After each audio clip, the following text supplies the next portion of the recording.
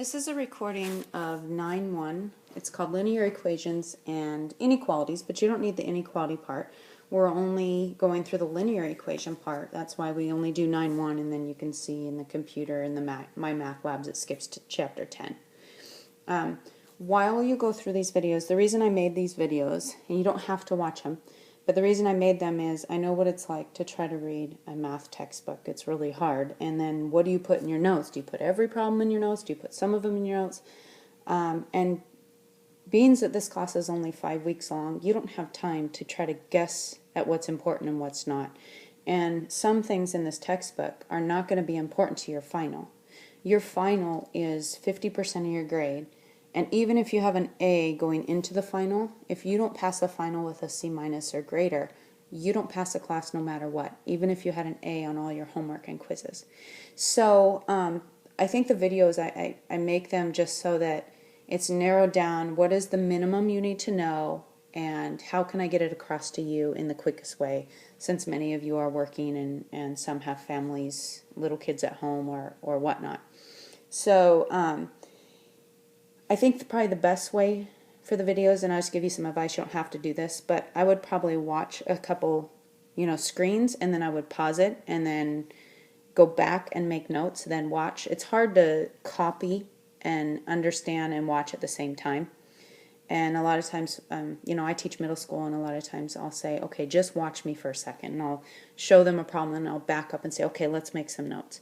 The reason why I would make notes if I were you is that we're going to go through a couple chapters, and maybe when we get down the line to chapter 11, 12, you're going to forget what happened in 9-1.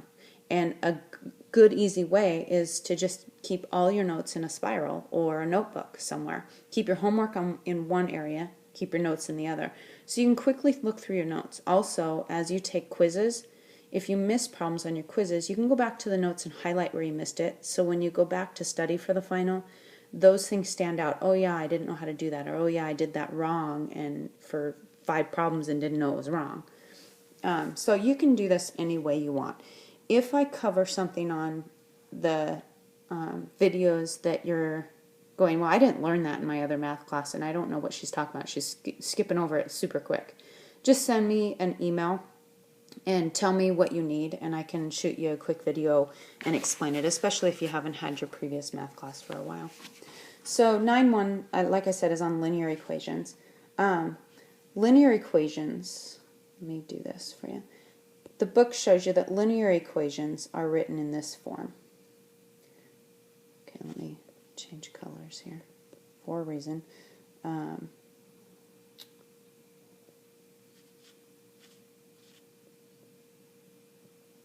Okay, the reason I did the A and the B in purple is those are numbers. Now, if I was to see that in a textbook and I'm trying to learn the math, that throws me off. I always skip that part and I always go, okay, show me with numbers and then I'll understand. So let me show you with numbers. But this is the form that all linear equations can be written in. If you can't write an equation in this form, it's a guarantee it's not linear.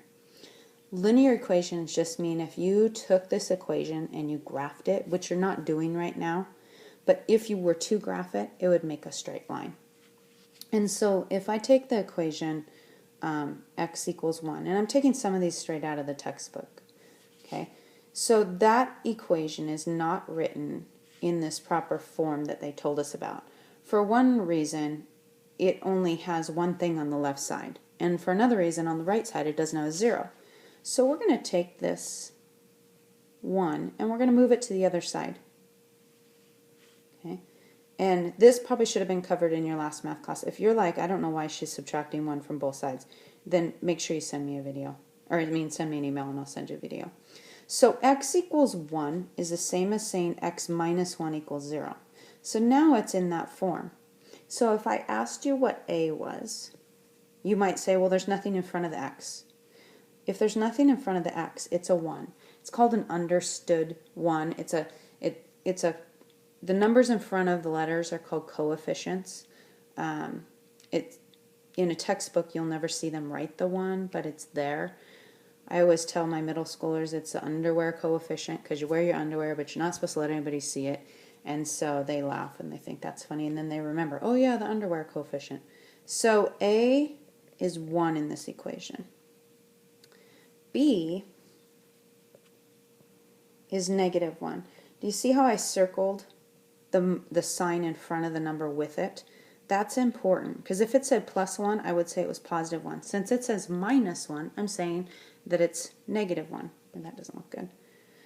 So you're going to hear me say negative and minus and kind of interchange those. As you get to equations, you can do that. Okay? So then I would say, yes, this is a linear equation, this original one, because I can rewrite it and rearrange it in that ax plus b form, and I can tell you what a and b are. So let's try a few more. So if I said -5 plus 4 equals 3, is that in that form, that ax plus b equals 0? No. Whoops, x. Let me do that again. Really need to get a better pen. Okay, so first thing you want to do is set it equal to 0. So I'm going to take the 3 and I'm going to move it over. The reason why I'm putting it underneath the 4 is because those are like terms. Neither one of them have an x. So that means I can combine them. So +4 minus 3 equals 1.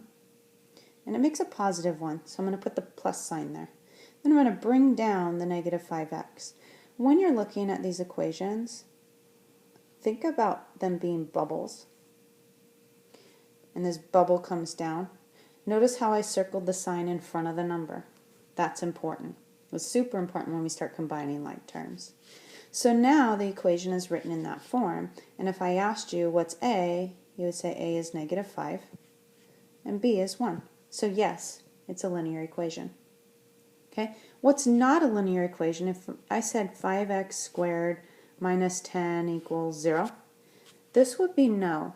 What happens when you graph this is you get like a smiley face. Okay, and we don't go into that. You don't go into that until you hit 76D. But what you need to know at this point is it's not. The reason it's not is because it can't have an exponent greater than 1. Okay? So another equation might look like this. 2.5x equals 0. That might not look like it's in the right form, but what if I said this? 2.5x plus 0 equals 0. I didn't change the values in any way. If I add a 0 to something, it's still 2.5x. So now I can say a is 2.5, b is 0. So yes, this is linear. If you had a graphing calculator, you could graph it, it would make a line. Okay. Here's a trickier one. Hopefully you've had distributive property. If not, send me an email. Okay, so this one is not in that form yet. Remember, the form is ax plus b equals 0. So the form doesn't have any parentheses in it. So I need to get rid of those parentheses. I can't subtract 7 from x because they're not like terms. So that means I have to take the 3 and multiply it times these two separately. And I'm going to bubble these. Notice that I'm bubbling the -7 together. Okay. So if I take these bubbles, the 3 bubble times the x bubble makes 3x. The 3 bubble times the -7, 3 times -7. Notice I said minus and then I changed it to negative. 3 times -7 is -21. So I'm not going to get confusing down here and write up minus -21 or plus -21 or double signs. I'm just going to say, okay, well, if it makes a -21, I'm going to go -21. So I avoid working double signs right here. Okay. Equals 0. So now I can say a is 3, b is -21. So yes, it's linear.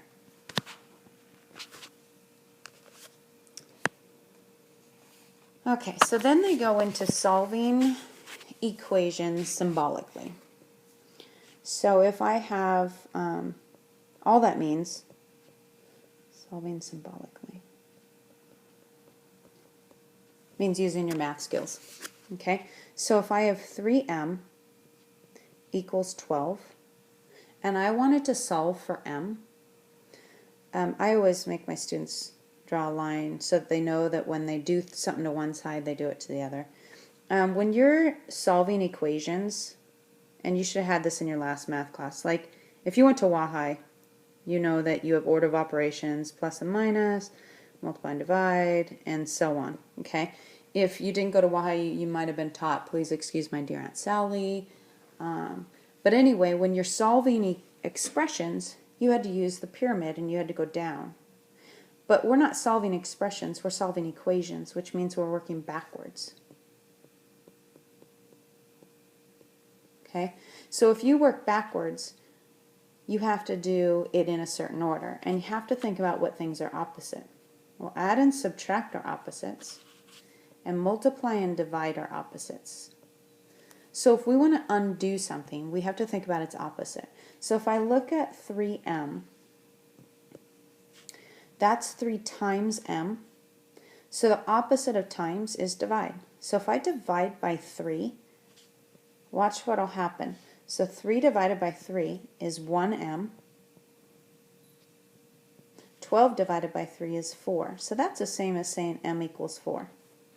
And now if I don't know if I'm right, I should be able to take the original equation, the red one,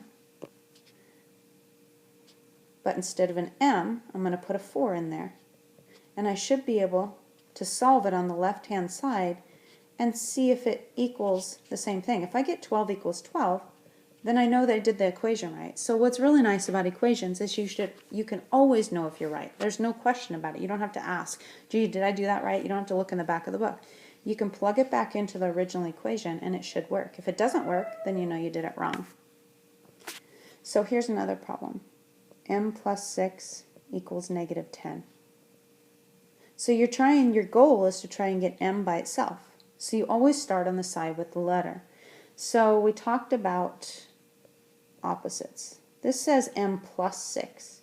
So the opposite of plus is minus. So I'm going to subtract 6. Whatever I do to one side, I do to the other. 6 take away 6 is 0. So I have m plus 0. Last time I had 1m. I didn't want 0m because 0 times m is 0. But I do want m plus 0. So that's m. That's why these two signs are opposite on add and subtract. So then negative 10 take away 6. And you get a scientific calculator for the test, so make sure you use it. On a calculator, there's like add, subtract, multiply, and divide buttons, usually on the right. Somewhere, usually down in here, they have a button that looks like this. Use that button for a negative. Use this button for a minus. So this right here, if I was going to put this in, it's negative 10, so I would have used this button, or as I write 8, negative 10. Minus 6. So then I would have used that button for there, that button for that. Okay, so I get negative 16. So I think that m is negative 16. If it is, I should be able to plug it back in. So I take the red equation and I put a negative 16 in where the m is. Take your calculator, solve this. If you get negative 10, then that's right, because it's supposed to equal negative 10. So here's another one. What if you have m divided by 2? Our dog is crying upstairs. Sorry. Okay, so remember how we said multiply and divide are opposites? Okay. So I'm trying to get m by itself. So I'm going to start on the left side. And this says m divided by, remember a fraction sign is the same thing as the divide, divided by negative 2. So the opposite of dividing by negative 2 is multiplying by negative 2. The reason I'm showing in parentheses is because if I use a times sign, it looks like an x. So think about this. This is divide by negative 2. This is times by negative 2. So take your calculator and go, negative 2 divided by negative 2, you're going to get positive 1. That's what we want. We want 1m. Whatever we do to one side, we do to the other. So you get negative 40. If I'm not sure, it's really easy to get signs wrong, like to have positive 40 instead of negative 40. And so make sure you go back and check. is negative 40 divided by negative 2 really 20?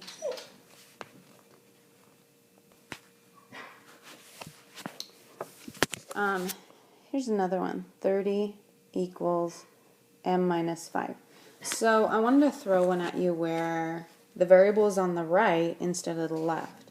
So still, you're working on bringing it over.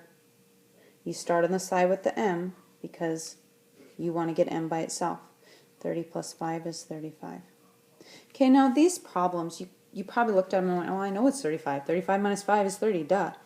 But the problem is if you don't know how to work them, the simple ones, then when it gets to the harder ones, it's harder to teach it to you because you can't check yourself so easily. And so think about what I'm doing. And hopefully this is all a review to you. Hopefully you're skipping through these slides pretty quick.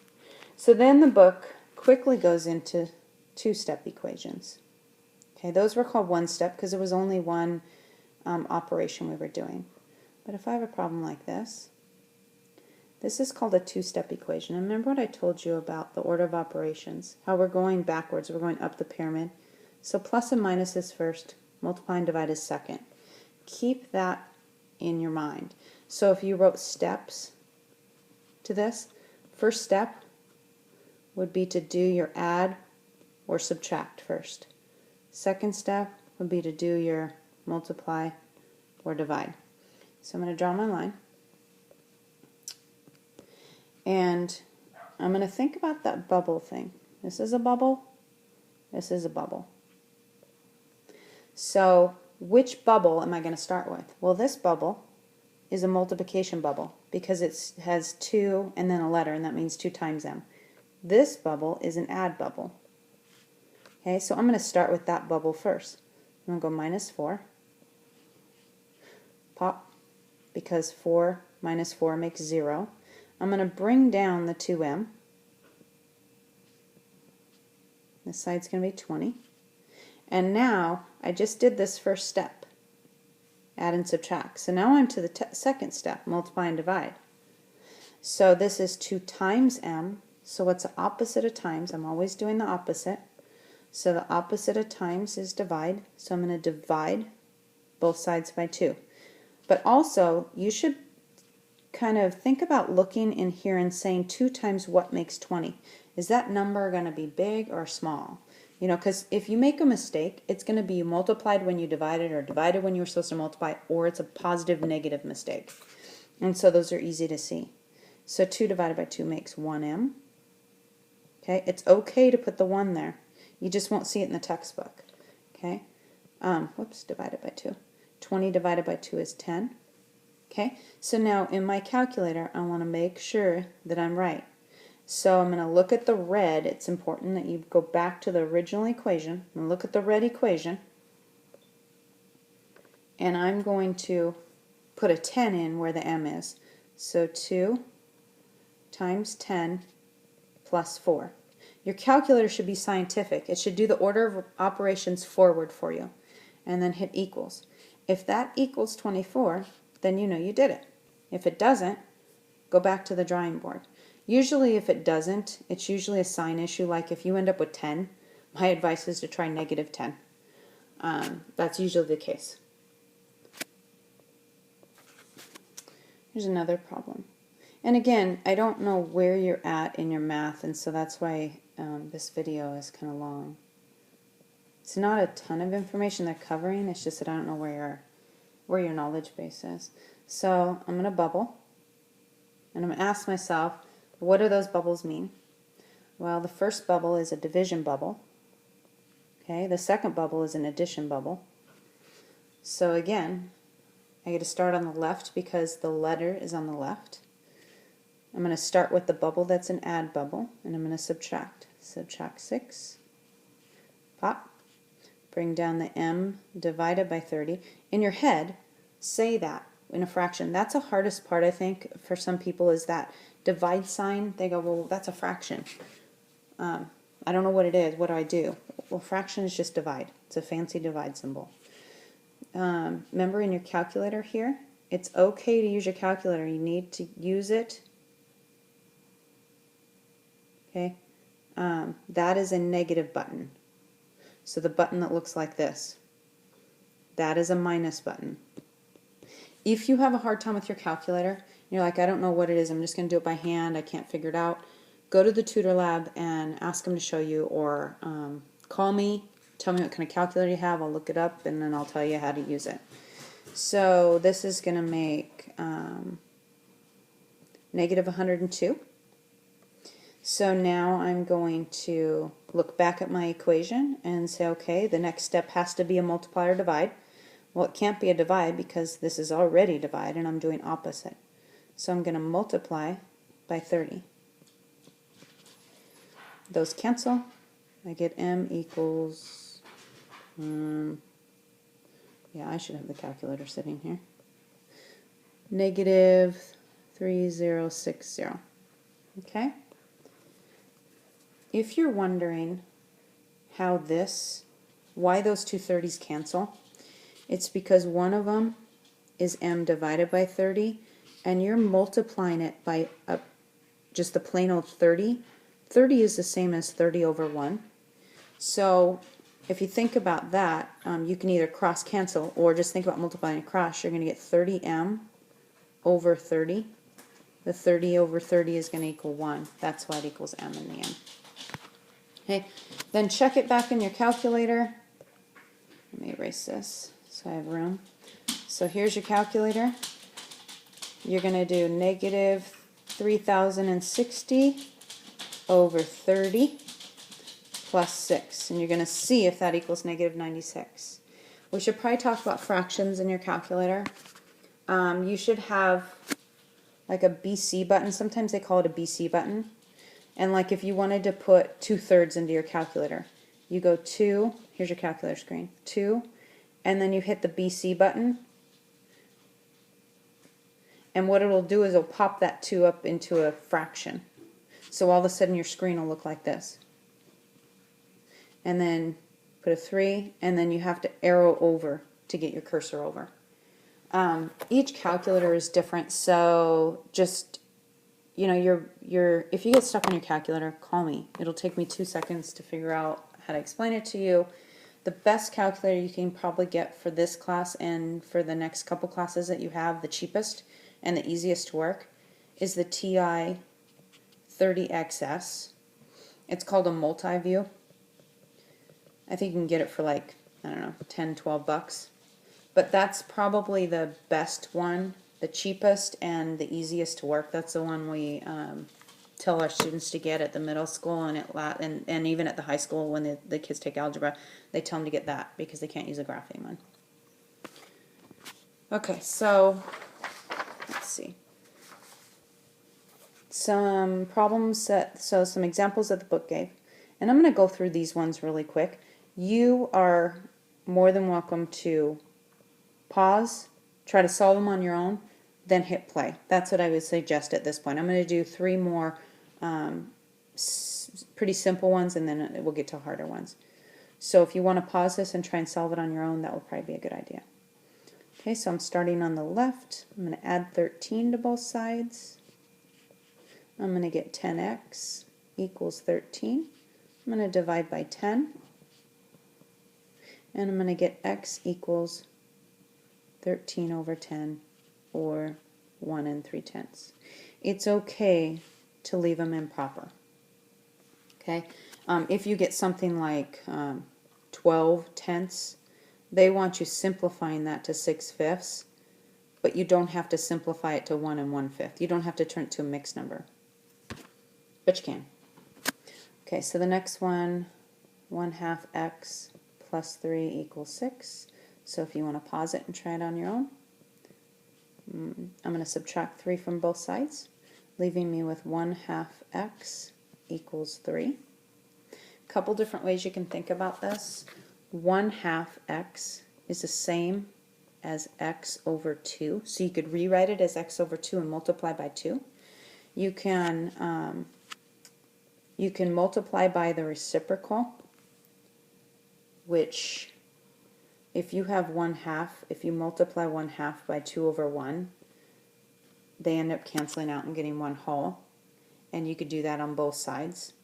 That's usually how I teach it in algebra, but again, we would spend several days at it. When we're first starting out on order of operations, this probably isn't the greatest format, but I let them do this. They know it's 1/2 times x, so I let them write divided by 1/2. You know, I cringe in algebra if they do that. I start teaching them the other way. But again, this class is so quick that, you know, you're going to have to do whatever you can to understand it in the shortest method. So you have 3 divided by 1/2, which is 6. So you get x equals 6. So you can plug it back in. 1/2 times 6 is 3. 3 plus 3 is 6, so then it works. You should always plug it back in. It's good. It's good to just make yourself do it every single time. So the next problem.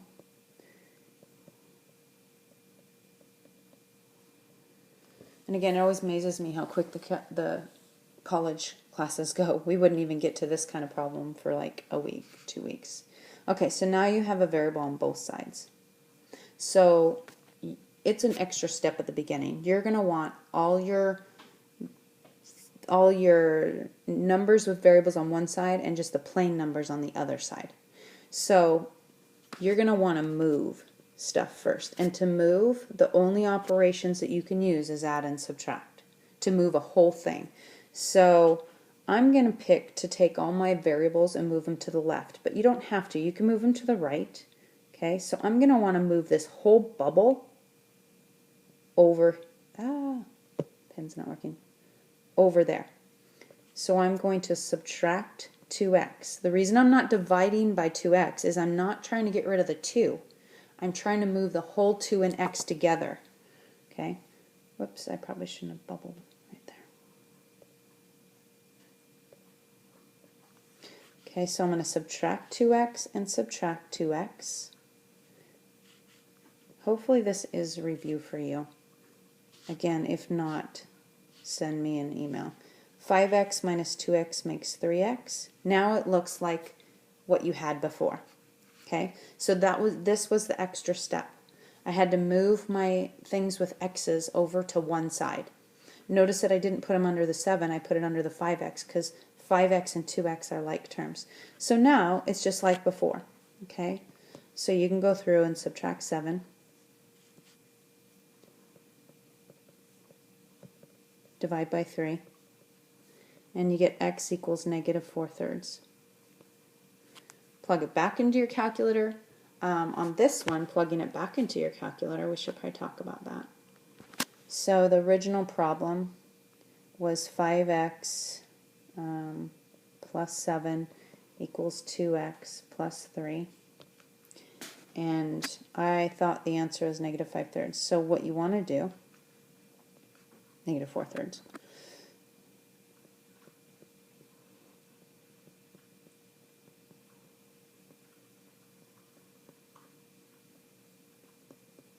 Notice how I just took the x and I replaced it with what I think the answer is. Okay. And now, now I'm going to solve this side. I'm going to solve this side and see if they're exactly the same. So if I put this into my calculator, 5 times -4/3 plus 7, I get 1/3. And if I put this into my calculator, 2 times -4/3 plus 3, I get 1/3. And that makes a true statement. 1/3 does equal 1/3. So that means it checked good. I know it's right. So those are a little bit different when you check them. Always check in the original form that it came from. Okay, then we get to a little bit harder problems, the distributive property. We've kind of already talked about that.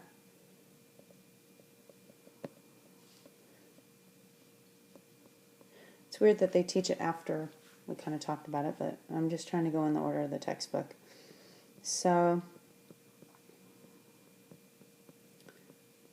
I think they assume that you know the basics of distributive property, but maybe you just don't know how to do an equation with it. So the first step you want to do is get rid of those parentheses. Okay, so remember how we have the order of operations and parentheses are at the top, or even if you say PEMDAS or please excuse my Oops, I forgot the M. And the please excuse my dear Aunt Sally, parentheses are the first thing. So we need to get rid of those parentheses because we're out of the order of operations. I know we're going up the pyramid, but the problem is that I can't subtract 3 from x. So this is kind of weird. We've always used add and subtract first. I told you we're going up the pyramid. We still are, but I can't add 3 to both sides because it is connected with that x through multiplication to the 4. So I have to use my distributive property first. So if I wrote steps to it, I'd say the first thing you need to do is your distributive property. Okay, so I'm going to do that. 4x, and remember this sign goes with this 3, so think of it as a bubble. 4 times negative 3 makes negative 12, so I'm writing minus 12. Then you see that there are 2 different values for x on that left side, and so we need to combine like terms. So 4x plus x, we can just call that 5x. So we can slide these bubbles together. Notice I didn't do inverse operations. I didn't do the opposite. I didn't go minus x minus x. I just put them together because they're on the same side. That's why I make my students draw this line, because they'll get confused and start subtracting x from 4x. Okay, then I'm just going to bring this minus 12 down. So all I did was simplify it. I took this confusing part and I said, well, that's ridiculous that it's 4x minus 12 plus x. That's the same as saying 5x minus 12. Okay, now I'm back to the two-step equation. So plus 12 on each side. You should be getting pretty good at this part. 5x equals 12. Divide by 5. And you get 12 fifths. X equals 12 fifths. You could plug it back in. It would be good for you to practice plugging it back in with parentheses. Your calculator should have parentheses, and you just plug it in like you see it. So if this was my calculator screen, this is getting messy, sorry. I would go 4, parenthesis, 12 fifths, minus 3, parenthesis, plus 12 fifths. And if it says equals 0, then I know I did it. Okay, so here's the next problem that they had in the textbook.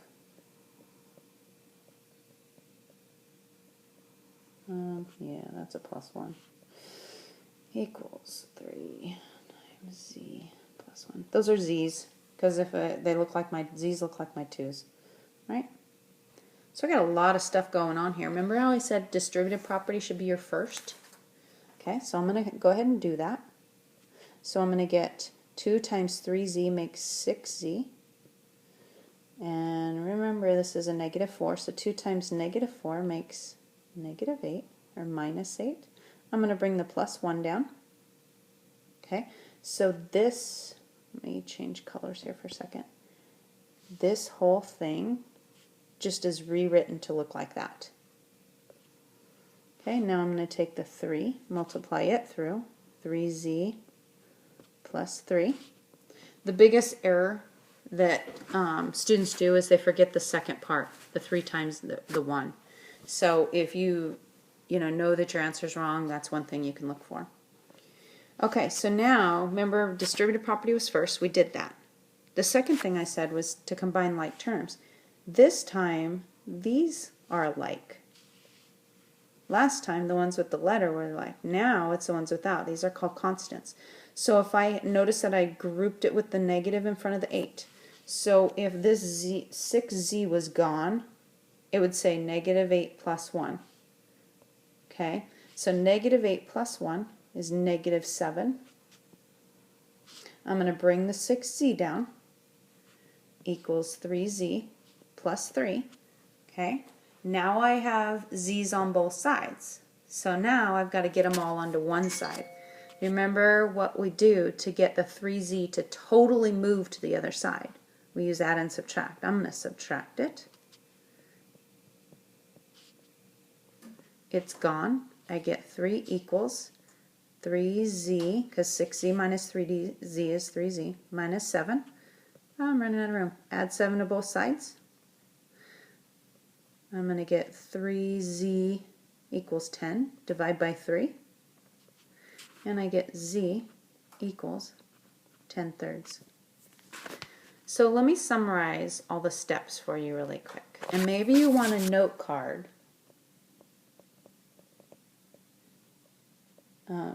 If you were in my regular class, I would say grab a note card and write these steps on there. And these are always the steps you take. And if they're, like number 1 would be distributive property. And if there isn't any distributive property, I can't talk and write distributive. There we go. Horrible speller. Thank goodness for math. And if there's no distributive property, it means you get to skip to step 2. Step 2 would be combine like terms. And if there aren't any like terms, you get to skip to step 3. And you might want to write yourself a note that you can only use add and subtract to do that kind of stuff. No, that, yeah. Then it would be put all variables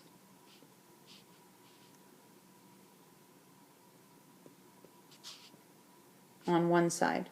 The reason I don't say on the left side, I always put on the left for some reason, but you don't have to. It can go on either side, okay? And the way you move them is always through add and subtract. Then number 4, and again, if all the variables were on one side, you get to skip that step. Number 4 would be do your add and subtract bubbles. Those are the ones without the variable. So you might want to say without letter. I mean, remember, these are your notes. They want to make sense. Number 5, do all the multiply and divide. And then number 6 should be check. I always forget that one. You're in a hurry, you tend not to do it, but it's a good thing to do. Okay, what's nice about the computer, about the homework, is that it's going to be already checking it for you right away. But you should be doing the homework, writing it on a piece of paper, working it out, and then putting it into the computer. Don't try to skip it and just answer the question. I know that would be quick, but in the long run, you're setting yourself up for failure.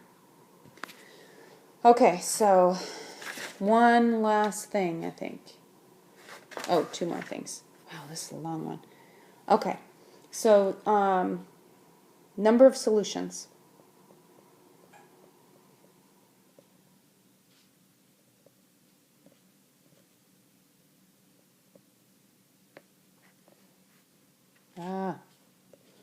Again, I can't spell.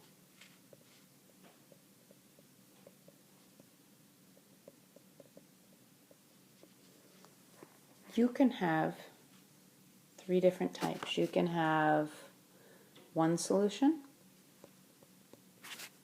You can have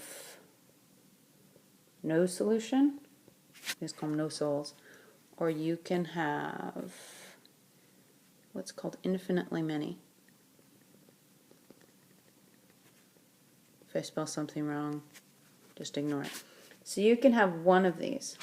Okay, infinitely many means that there's going to be a lot of answers. So let me explain what that means. If I say x plus 1 equals 5, you could solve that. And you could say x equals 4. Okay, so that is one solution. If I said 2x plus 1 equals 2x minus 7, and you moved the 2x over, and you got 0 plus 1 equals negative 7, and so then you had 1 equals negative 7. Can that be true? Can 1 equal negative 7? Absolutely not. So that would be a no solution. They aren't always going to be as easy as what I just did, okay? So be careful. And then I could have something like this. 5x equals 5x. So where both sides are exactly the same, no matter how I solve it. If I decide to divide by 5, I'm going to get x equals x. If I decide to divide by x, I'm going to get 5 equals 5. When you get a true statement at the end, that's infinitely many. So let me do the 3 examples in the book. So 3x equals 2 times, sorry this is so long. You're probably like, I am tired of listening to this lady. Okay, so if you were going to solve this problem, you go through those steps that I talked about. Distributive property first. Okay, so 3x equals 2x plus 2 plus x. Combine like terms next, so these can combine and make 3x plus 2.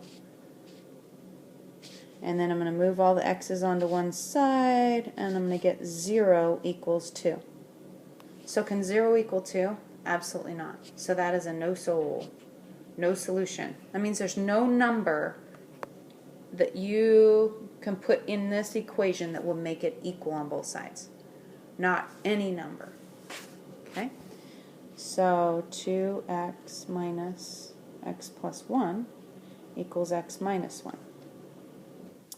Wow, the book throws some dirty pool in here. Notice that it's minus this whole quantity. So it's minus both of these. So really this is 2x minus 1. Okay? So you're not distributing the 2x through.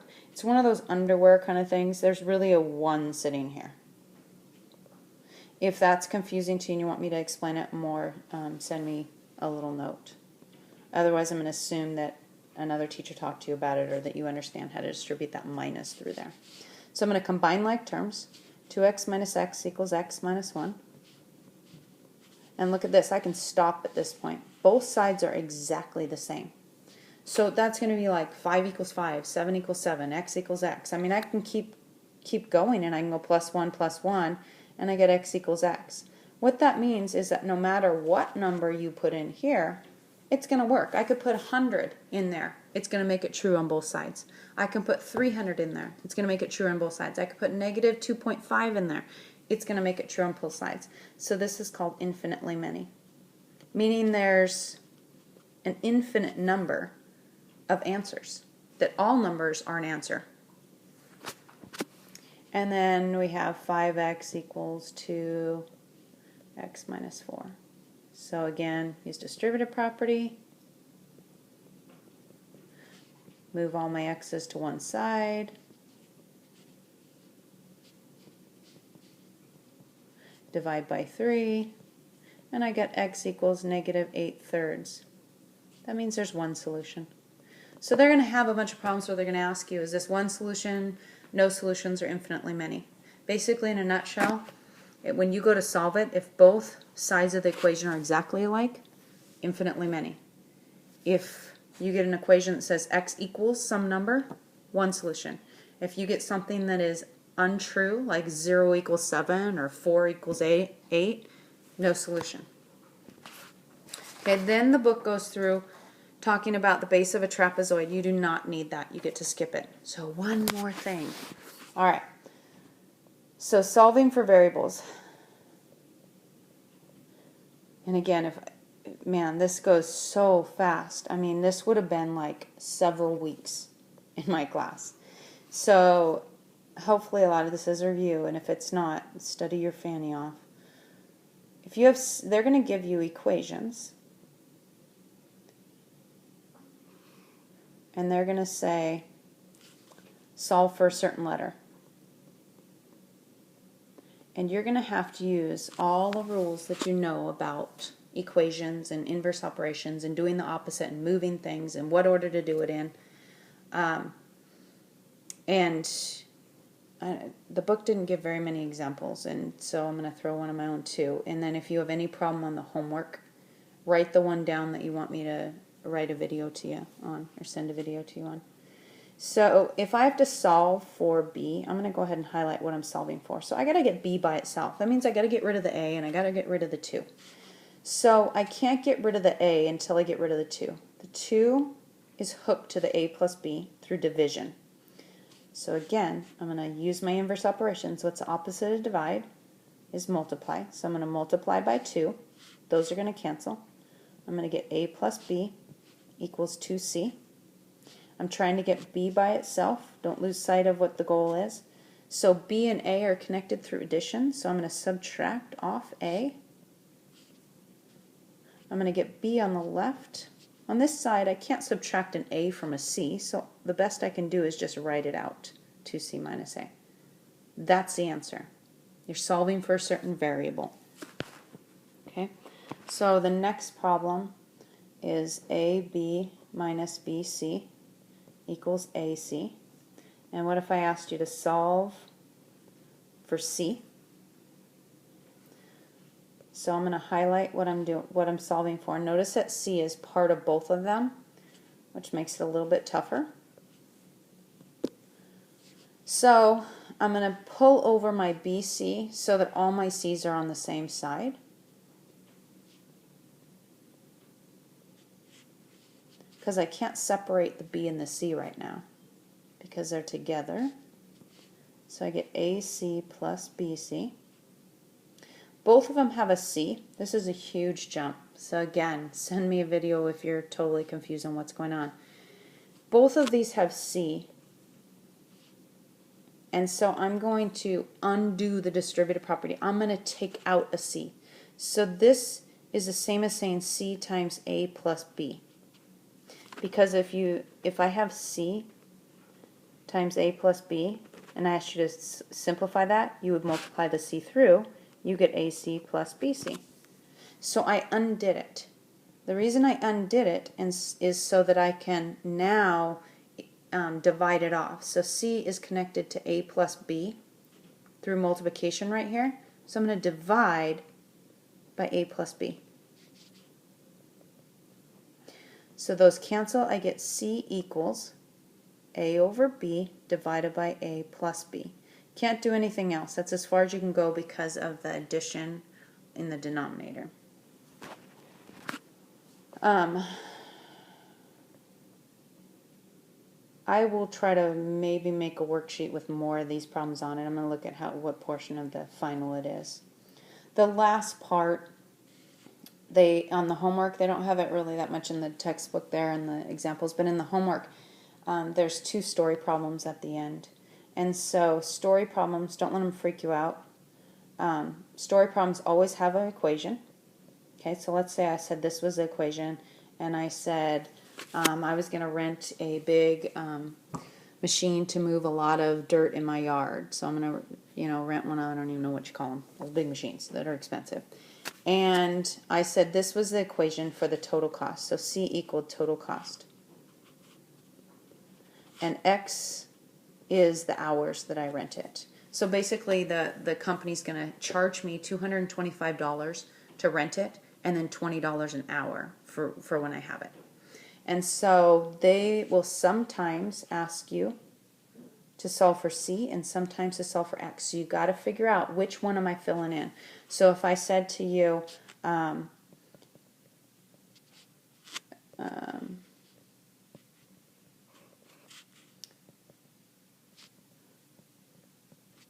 many hours can I have it for $395? You got to decide, is that $395 going in the X or the C? Well, if I want to know how many hours, then I know it's not going in the X. Then I go 395 equals 20x plus 225, and I would solve. If I asked you how much would it cost for 10 hours, then you would plug the 10 in where the X is. So just make sure, don't get freaked out about story problems. They give you the equation. You just got to figure out, where am I plugging the number in? What are they asking me? Okay, so do 9-1. You got to do the homework. The homework is guided. You can use it too much, so be careful. The skills check that we have, those assignments are super short. They're usually like 5 problems or less. They do those without notes, without anything, because on the final you don't get any notes. And so try to do your skills check just like you would do on a test. It's to see if you know that information. Okay, good luck. Let me know if you have any problems.